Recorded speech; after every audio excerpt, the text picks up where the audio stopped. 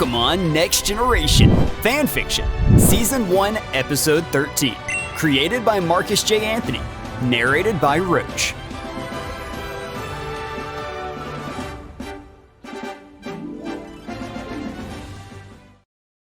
Two days had passed since Marc's triumphant gym victory. Since then, he had been dedicating his time to preparing Anthony for his upcoming Junior Frontier tournament. The training battles were intense, designed to sharpen Anthony's skills and build his confidence. The previous night, they had met Don George, who had informed them that the Cerulean City tournament would consist of double battles. Armed with this new information, they had fine-tuned their strategy.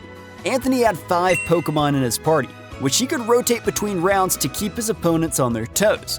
Anthony felt more prepared than ever for the tournament, and there was one thing that was on his mind: facing his rival Chris. He was itching for the chance to knock Chris down a peg and prove himself once and for all.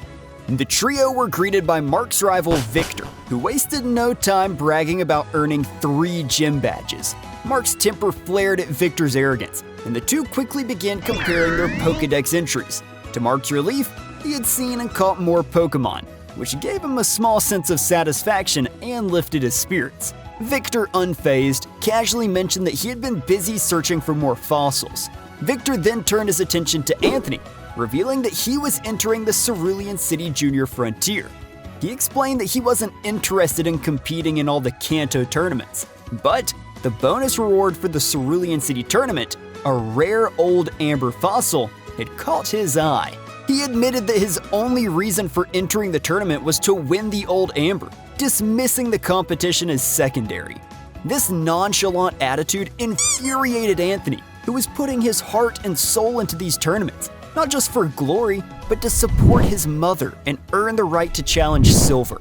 Victor, with a smug smile, wished Anthony luck before striding confidently toward the battle arena, leaving Anthony simmering with determination. The trio exited the Pokémon Center, only to be met with an unexpected heavy thunderstorm that had suddenly struck the city. Without wasting a moment, they sprinted through the downpour towards the outdoor arena. As they reached the entrance, Anthony headed backstage to prepare for his match, while Marc and Rachel joined the audience, umbrellas in hand to shield themselves from the relentless rain. The judging panel was soon announced. Don George, as usual, along with 2 special guests, Drake of the Orange Islands and Sabrina, the gym leader of Saffron City. Marc couldn't help but feel intrigued by her presence, knowing he would be challenging her in the near future. As if sensing his thoughts, Sabrina's gaze shifted directly to Marc, causing him to gasp. Her piercing eyes seemed to delve deep into his soul, leaving Marc with an uneasy feeling that he couldn't shake. The giant screen flickered to life, presenting the matchups for the tournament. Anthony scanned the list, only to be shocked that Chris was not among the competitors.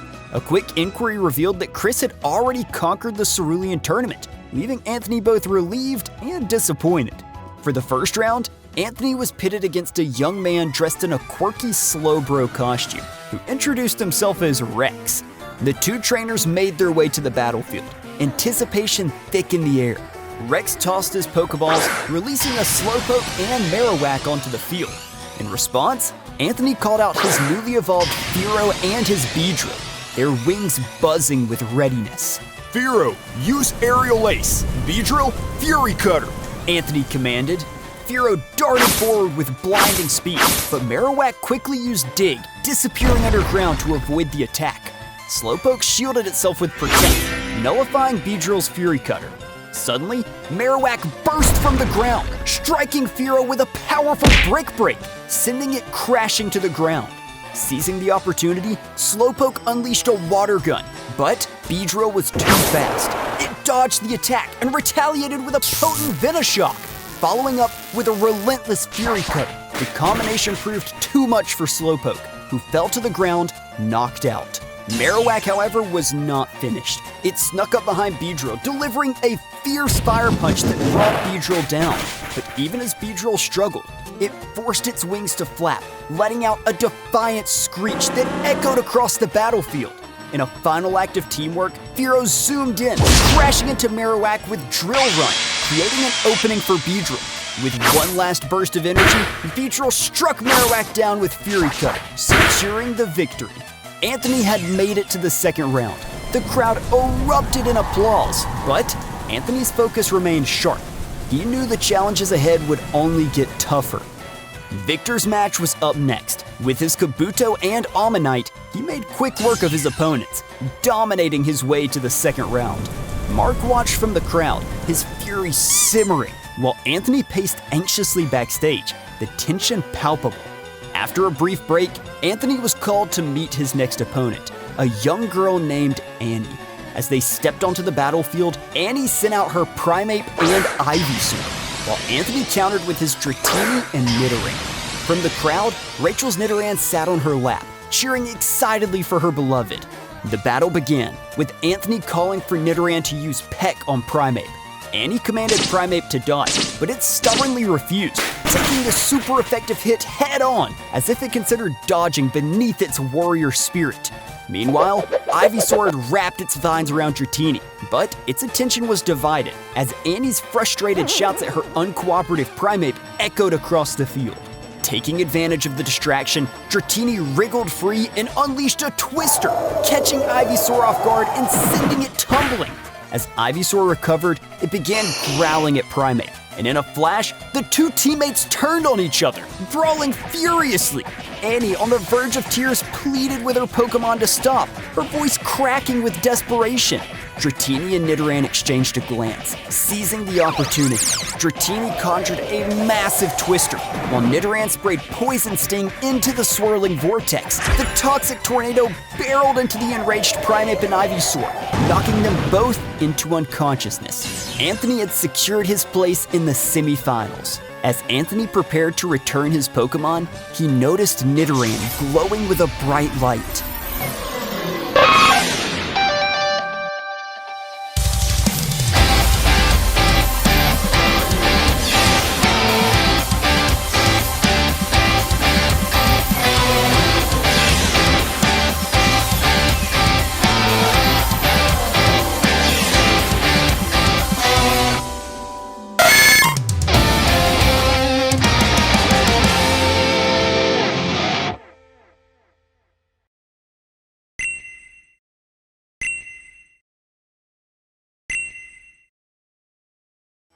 Before his eyes, Nidoran evolved, transforming into a striking Nidorino. Overjoyed, Anthony embraced his newly evolved partner, though his happiness was tempered when he saw Rachel's Nidoran, who didn't share in the celebration. She whined softly before retreating into her Pokeball, clearly dismayed that her beloved was no longer a Nidoran. Both Anthony and Victor continued to dominate their matches, and soon it was time for them to face each other in the finals. The thunderstorm that had been raging all day intensified, turning the open roof arena into something resembling a watertight battlefield. As the final battle commenced, Anthony sent out Fearow and his newly evolved Nidorino.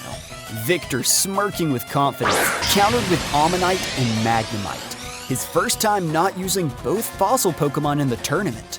The battle began with Magnemite showcasing its speed, striking Nidorino with a powerful Gyro Ball. Fearow retaliated by diving at Ammonite with Aerial Ace, but the attack only did minor damage. Ammonite quickly responded with Rock Tomb, smashing Fearow to the ground. Fearow, battered but not defeated, dragged itself upright and took to the air once more, delivering a powerful drill run that struck Ammonite hard. But before Fearow could capitalize, it was suddenly hit by a surprise thunder attack from Magnemite. The storm had amplified the electric move's power, and Fearow was sent crashing down, unable to continue the fight. Nidorino, furious at the sight of his fallen comrade, charged forward with a fierce determination. He delivered a barrage of double kicks, each blow landing with precision, and Magnemite was swiftly knocked out. Ammonite retaliated with a mud shot, hitting Nidorino with a super effective move that sent him staggering.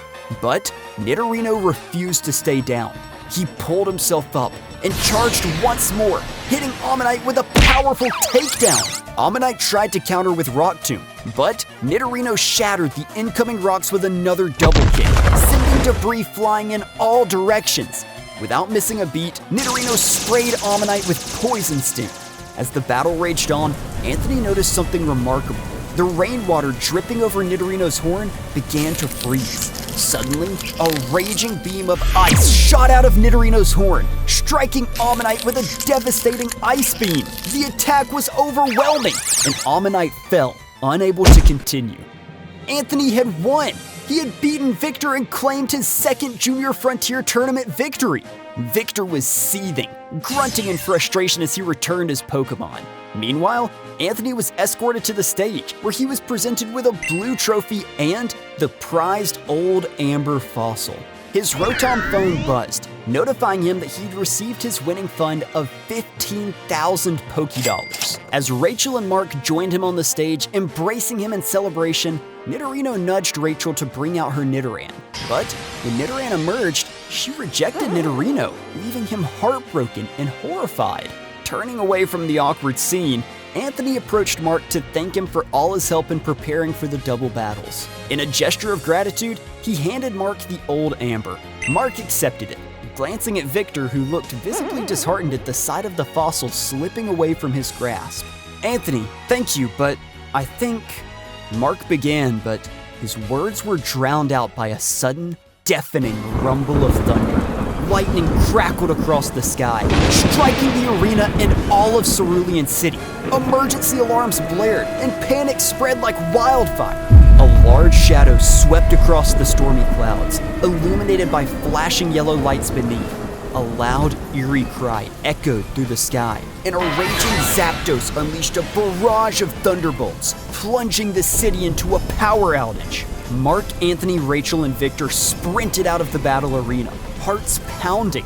Outside, they encountered two Pokémon Rangers named Tommy and Kimberly, who were speaking with Officer Jenny and a group of police officers. Marc's eyes fell on four Meowth among them, instantly recognizing the same Meowth he had met before. Without hesitation, Marc sent out Darius and Ray, who quickly ran over to join their friends. Anthony, initially displeased to see the Meowth, quickly shifted his focus to the escalating crisis. Marc and the others offered their help, ready to assist in any way they could. Officer Jenny informed them that she had received a call from the Pokémon daycare on Route 5, which was in need of dire assistance. Without a moment to lose, the trio and Victor hopped into the Rangers' truck, speeding toward Route 5. When they arrived at the daycare, they were horrified to see it engulfed in flames. The breeders were frantically scurrying around the farms, trying to rescue the Pokémon and eggs. Without hesitation, the five Meowth and Ray sprinted to assist in the rescue efforts, their determination mirroring that of their trainers. Tommy and Kimberly quickly sent out two blasters, commanding them to use Hydro Pump to douse the raging fire. Victor released his Kabuto and Ammonite, while Rachel summoned her Staryu to assist with Water Gun. Marc contributed by sending out Rocco to use Mudslap, and Eevee joined in with Sand Attack to help control the flames. The rest of their Pokémon were deployed to rescue other Pokémon and eggs, working tirelessly amidst the chaos. Marc was taken aback to see Victor summon a Kangaskhan, who efficiently scooped up several young Pokémon, placing them gently in her pouch and carrying them to safety. The group collectively flinched when Zapdos suddenly appeared from the stormy clouds. Hovering ominously over the Pokémon daycare, its eyes glowed an angry red, radiating fury and power. "We need to come together and fight in a raid battle," Tommy urged. He and Kimberly tossed out more Pokeballs, releasing two Rhydon. They ordered the Rhydon to use Stone Edge on Zapdos. Marc quickly called for Charlie and his other Pokémon to join the attack, while Rachel's Pokémon also launched their own moves. But Zapdos withstood the onslaught, barely phased. The situation turned dire as Zapdos retaliated with a ferocious Zap Cannon, scattering the Pokémon below. Nidoran was in the line of fire, but Nidorino bravely leaped in front, taking the hit. Nidoran began to cry, and Anthony rushed to his Pokémon's side. In a moment of raw emotion, Nidoran began to glow.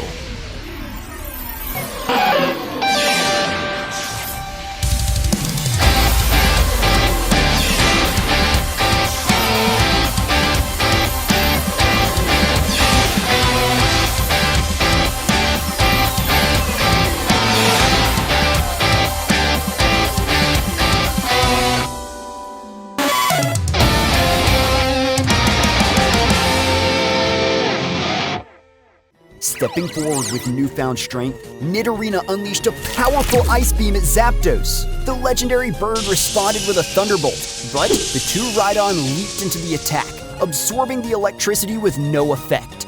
Charlie and Dratini then soared into the air, combining their Dragon Breath and Twister attacks to strike Zapdos from above.